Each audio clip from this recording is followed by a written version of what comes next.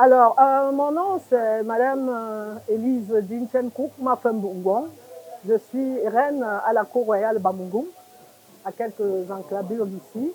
Donc, je suis une femme de culture. Je me détermine comme une femme de culture. Bien sûr, une ancienne journaliste à l'époque des débuts de la radio. Donc, après avoir fait le tour du monde, j'ai constaté qu'il fallait... J'ai fait des festivals à l'international, tels que le Festival international WOMAF avec 15 pays, sous le patronage du roi du Maroc. J'en ai fait au Burkina Faso, où j'ai pu mesurer l'importance de la culture.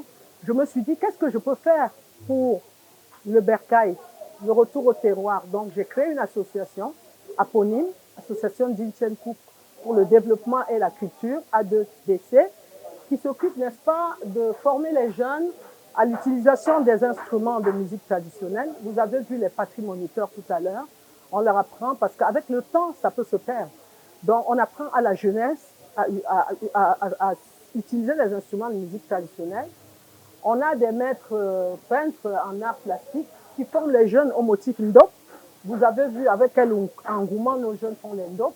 Nous formons nos jeunes à garder leurs cheveux naturels parce que les études ont démontré que les défrisants ont des perturbations endocriniennes pour les jeunes filles. Elles font vite des cancers du sein, d'utérus.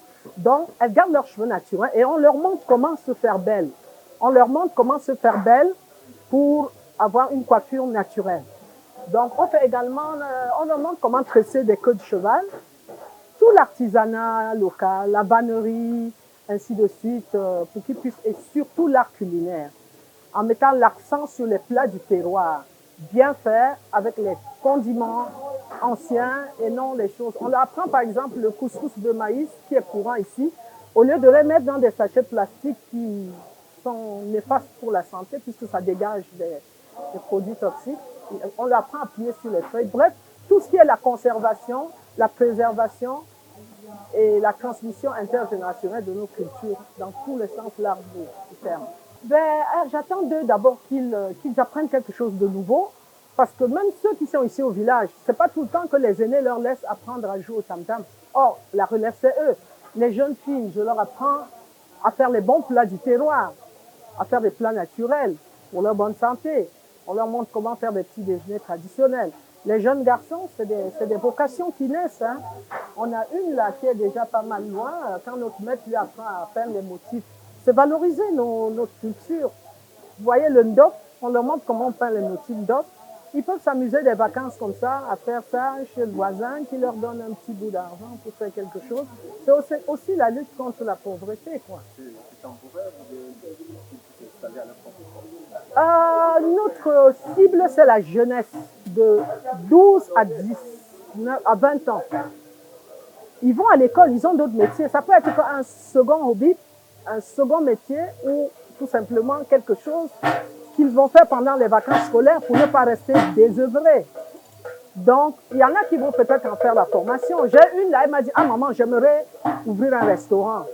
C'est une jeune fille de 20 ans. Donc, c'est une manière de les occuper et de leur apprendre à aimer notre art, notre culture. Ça peut ouvrir à des vocations, qui sait. Les difficultés rencontrées, c'est surtout l'appui, le soutien. Vous savez,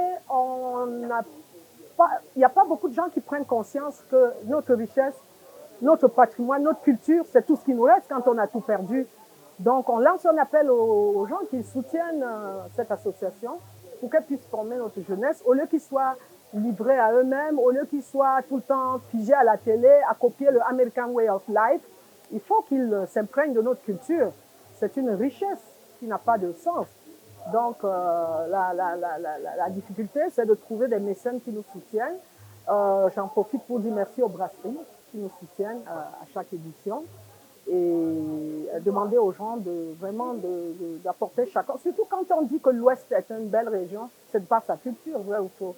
Donc, il faut valoriser cette culture, s'assurer de sa transmission. Ça veut dire mettre les moyens pour le faire.